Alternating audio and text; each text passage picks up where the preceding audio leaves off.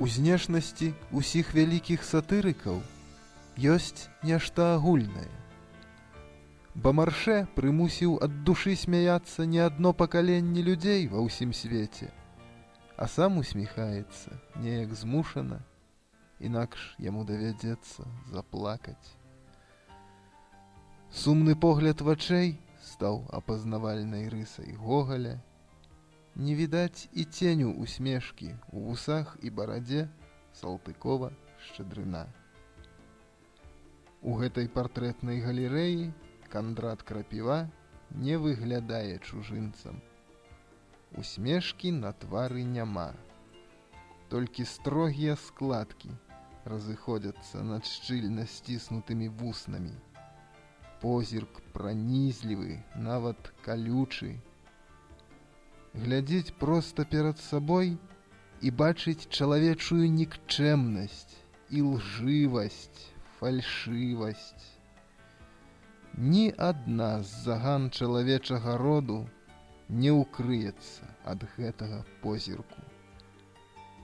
І яшчэ мацней сціскае сатырык вусны і б'е па гэтых адвечных заганах трапным, вострым словам. І толькі ўпэўніўшыся, што яно патрапіла ў мішень, дазваляе сабе задаволена усміхнуцца.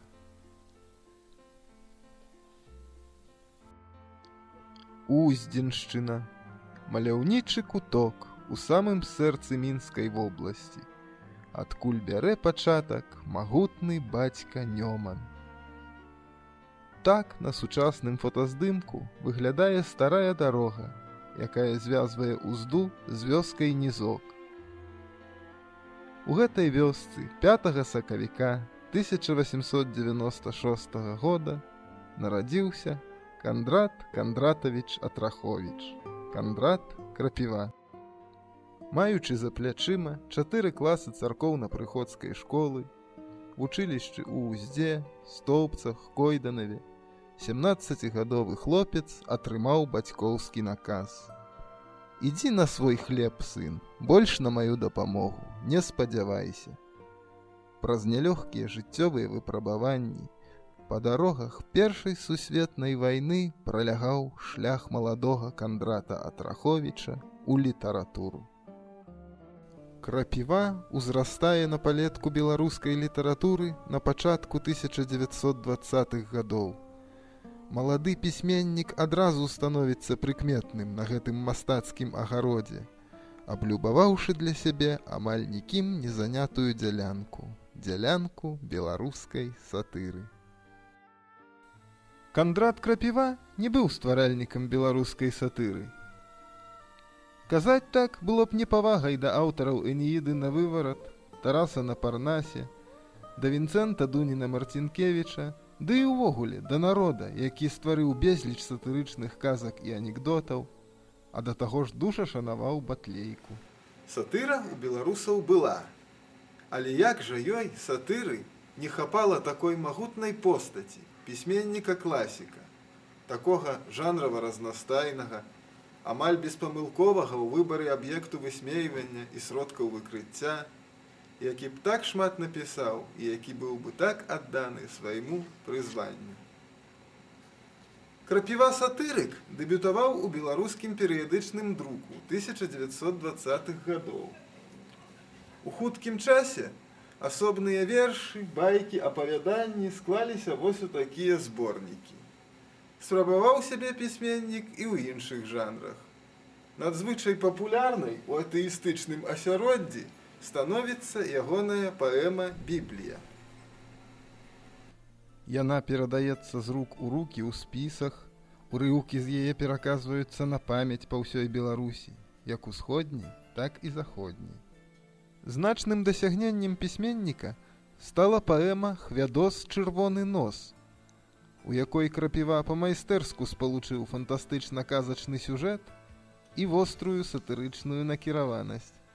Калі пісьменніку становіцца цесна ў рамках сатырычнага напрамку, узнікае раман «Мядзведзічы» пра жыццё тагачаснай вёскі. Займаецца Крапіва і мастацкім перакладам. Дзякуючы яму, пачынаюць размаўляць па-беларуску удалы ваяка Швейк, гогалеўскіх лістакоў, героі Астроўскага. І нават крылоўская лісіца, каб здабыць кавалак сыру, звяртаецца да вароны па-беларуску. Аднак самым каштоўным з таго, што напісана Крапівой у першае дзесяцігоддзе яго літаратурнай дзейнасці, стала байка. Мы пазнаём ягоныя байкі па першых словах, самі таго не заўважаючы, цытуем іх як народную мудрасць. Перад намі паўстаюць яркія зрокавыя вобразы: жаба ў каляіне, дыпламаваны баран, ганарысты парсюк. Байка Крапівы не мае ні тэрміну годнасці, ні вузка акрэсленай катэгорыі чытача. Крапіва стаў народным задоўга да атрымання адпаведнага ганаровага звання. І ўсё дзякуючы сваёй байцы. З сярэдзіны 1930-х гадоў Кандрат Крапіва робіць рашучы крок у драматургію. З незвычайнай для дэбютанта ўпэўненасцю узнімае складаныя маральна-этычныя праблемы ў п'есе «Канец дружбы», стварае маштабную панарамную карціну змагання з белапольскай акупацыяй у партызанах.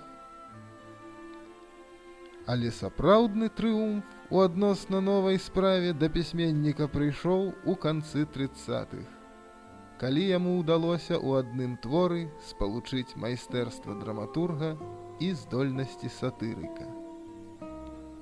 У сатырычнай камедыі «Хто смяецца апошнім» творчы патэнцыял Крапівы раскрыўся з незвычайнай сілай.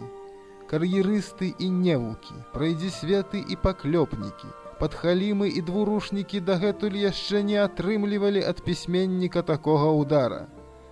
Гарлахвацкія і Зёлкіны апынуліся на сцэне перад асуджальнымі позіркамі, накіраванымі на іх з тэатральнай залы. Іх сталі пазнаваць у твар і па характэрных запамінальных прозвішчах. З іх ад душы смяяліся дзесяткі тысяч чытачоў і гледачоў спачатку Беларусі, а пасля Савецкага Саюза і замежных краін. Спектаклі па творы былі пастаўлены ў 120 тэатрах СССР, у многіх замежных тэатрах, і ўсюды іх чакаў поспех. А вы раньше тоже палеонтологией занимались? Раньше? Раньше я работал совсем в другом разрезе.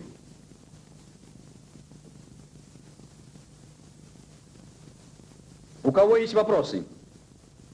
Кто хочет высказаться? Позвольте мне. Пожалуйста.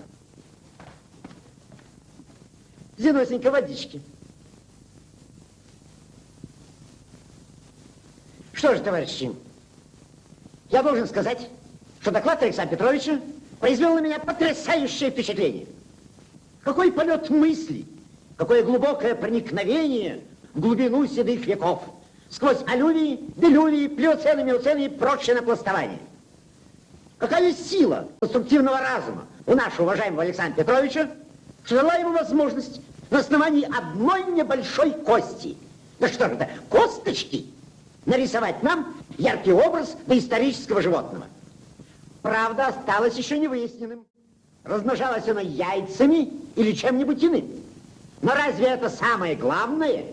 Самое главное то, что чем бы там ни было, но оно размножалось и жило, и дожило до наших дней. И сегодня мы его как живого видим в образе нашего уважаемого Александра Петровича.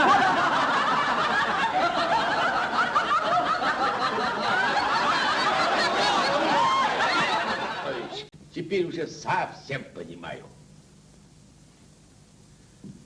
До сего времени я думал, что имею дело, если не с солидным ученым, так, по крайней мере, хоть с честным человеком. Что вы хотите сказать? Я хочу сказать, что вы неуч, проходимец. Я директор научного учреждения «Проходимец»? Да, проходимец и авантюрист. Я не позволю! Успокойтесь, позволите. А вы, профессор, спокойнее говорите. Ваших доказательств мы еще не слышали. Да тут разве доказательства нужны, товарищ Ливанович? Посмотрите вы на эту кость. Это кость самой обыкновенной свиньи, которая была убита лишь несколько месяцев тому назад. Ну а как она сюда попала, это кость. Спросите у докладчика. Я уже говорил, что эту кость оставил мне один знакомый натуралист. Как его фамилия? Я знаю этого натуралиста. Тюлик его зовут. Что? Какой тюль? Тюлик. Вот он. Наша институтская собачка. Аднак усю паўнату гэтага поспеху аўтар спазнаў значна пазней, ужо пасля вайны. Напад гітлераўскай Германіі раптоўна змяніў жыццё краіны. Замест прыхаванага ворага з'яўляецца сапраўдны агрэсар са зброяй у руках. А вось зброя самога Крапівы змянілася не так істотна. Хіба толькі дастасавалася да ўмоў ваеннага часу. Ёй па-ранейшаму заставалася сатыра. Вершы, фельетоны, памфлеты, эпіграмы Кандрата Крапівы з'яўляюцца ў цэлым шэрагу перыядычных выданняў ваенных гадоў. Аднак найбольш знішчальна для ворага слова сатырыка гучыць на старонках газеты плаката «Раздавім фашысцкую гадзіну». У пасляваенны час Кандрат Крапіва не спыняе сваю літаратурную дзейнасць. Асабліва паспяхова працуе ён як драматург. Узбагачае рэпертуар нашага тэатру ўсё новымі і новымі творамі. На сцэнах з поспехам ідуць п'есы на ваенную тэматыку «Мілы чалавек» і «Людзі і д'яблы». Іскрыстым гумарам, сакавітай мовай напаўняе тэатральныя залы лірычная камедыя «Пяюць жаваранкі». Не праходзяць незаўважанымі п'есы «Зацікаўленая асоба» і «Навастрыі». Бывае, Крапіва робіць працяглую, сапраўды тэатральную паўзу. Але толькі, каб яшчэ мацней уразіць сваім наступным выказваннем. Так з'яўляецца адзін з лепшых драматычных твораў пісьменніка фантастычная камедыя «Брама неўміручасці». У ёй праблема канца і бясконцасці чалавечага жыцця уплятаецца ў клубок іншых няпростых маральна-этычных праблем. Кандрат Крапіва удзельнічаў у літаратурным працэсе не толькі як аўтар, як творца. Ён далучаецца да гэтага працэсу ва ўсіх яго праявах. Яго намаганнямі нараджаецца і пачынае апрабоўваць вастрыню сваіх іголак калючы сатырык Вожык.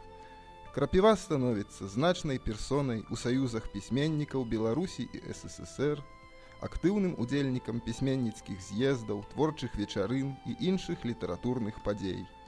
Ён заўсёды ў кантакце з калегамі, або ў непасрэдным, або праз перапіску. Ад каго толькі Кандрат Кандратавіч не атрымлівае лістоў? Ад Коласа і Лынькова, ад Глебкі і Броўкі, ад Брыля і Гілевіча, ад Кабзарэўскага і Мазалькова.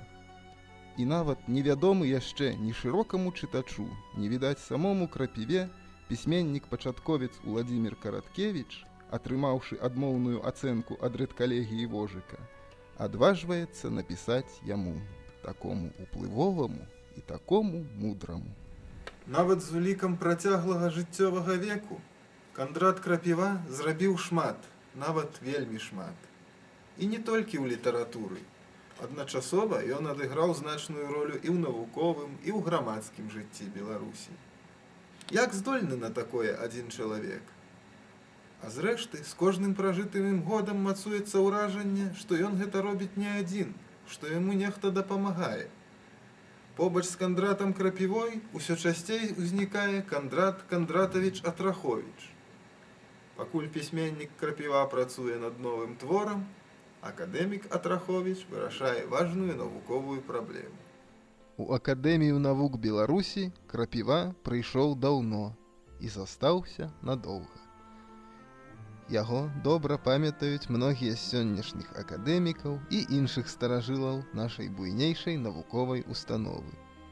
Памятаюць як віцэ-прэзідэнта, бязменнага на працягу 26 год. Асноўныя ж навуковыя дасягненні Кандрата Кандратавіча звязаны з працай у галіне мовазнаўства. Ён увайшоў у гісторыю айчыннай лінгвістыкі як член рэдкалегіі грунтоўных лінгвістычных прац. Паміж двума гэтымі кнігамі, вось гэтай і гэтай, мінула амаль паўстагоддзя. А між тым гэта перавыданне адной і той жа лексікаграфічнай працы руска-беларускага слоўніка пад рэдакцыяй Якуба Коласа, Кандрата Крапівы і Пятра Глебкі. Слоўнік вытрымаў ужо 9 перавыданняў. Час дыктуе ўсё новым пакаленням лінгвістаў чарговыя карэктывы да слоўніка, але не змяняе галоўнага. Для большасці беларусаў менавіта гэты слоўнік як быў, так і застаецца галоўным памочнікам у перакладзе з рускай мовы на беларускую.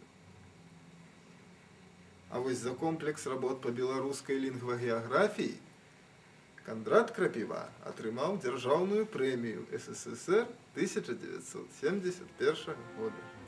Да гэтых помнікаў беларускай лінгвістыкі акадэмік Атраховіч далучыўся як адзін са стваральнікаў. Іншыя помнікі беларускай гісторыі і культуры ён дапамагаў захоўваць, а часам і ратаваць. Дзесяткі лістоў адсылаў ён вышэйшаму кіраўніцтву рэспублікі, гарадоў, абласцей, раёнаў, чыноўнікам самых розных рангаў, дзеля захавання нашай мінуўшчыны, нашай культуры. Грамадская дзейнасць Кандрата Крапівы была насычанай і шматграннай. На працягу 4 дзесяцігоддзяў ён неаднаразова абіраўся дэпутатам Верхоўнага Савета БССР, браў удзел у працы многіх іншых арганізацый. А самы значны эпізод у біяграфіі Крапівы грамадскага дзеяча здарыўся ў першы пасляваенны год, калі ў складзе дэлегацыі БССР ён стаў удзельнікам першай сесіі Генеральнай асамблеі ААН у Лондоне. Пры сваім жыцці Кандрат Крапіва спазнаў такія радасці, аб якіх іншы чалавек не мог бы і марыць. Яго заслугі у поўнай ступені ацанілі дзяржава і ўрад, яго не абмінулі высокія дзяржаўныя ўзнагароды, ганаровыя званні. Аднак ці толькі гэта былі яго галоўныя жыццёвыя радасці? Хіба меншую асалоду атрымліваў ён тады, калі здаралася магчымасць правесці час у коле сваіх родных і блізкіх. Ці тады, калі выходзіла ў свет яго новая кніга, і ён адчуваў, што яна прыйшлася даспадобы чытачу. А можа тады, калі на ўдалыя пастаноўкі ягоных п'ес залы тэатраў адгукаліся апладысментамі. У які момант ён быў больш задаволены? Калі тэкст юбілейнага віншавання быў надрукаваны залатымі літарамі? Ці тады, калі словы былі напісаны на простым лістку паперы, але ішлі ад сэрца? Што стала для яго любімым падарункам? Сяброўскі шарж таленавітага мастака Вожыкаўца Волкава, адшліфаваныя сапраўднымі мастакамі слова добрыя пажаданні калег-пісьменнікаў, а можа, па-дзіцячаму шчырыя радкі ад часопіса «Вясёлка»? Ды увогуле, ці варта шукаць адказу на ўсе гэтыя пытанні? І ўзнагароды Кандрата Крапівы, і ўсе яго дасягненні не прызначаныя для таго, каб іх раскладваць на шалях вагаў. Яны ўсе асобныя фрагменты, кавалачкі мазаікі, з якіх складаецца велічны партрэт Кандрата Кандратавіча Атраховіча, Кандрата Крапівы, пісьменніка, вучонага, грамадзяніна.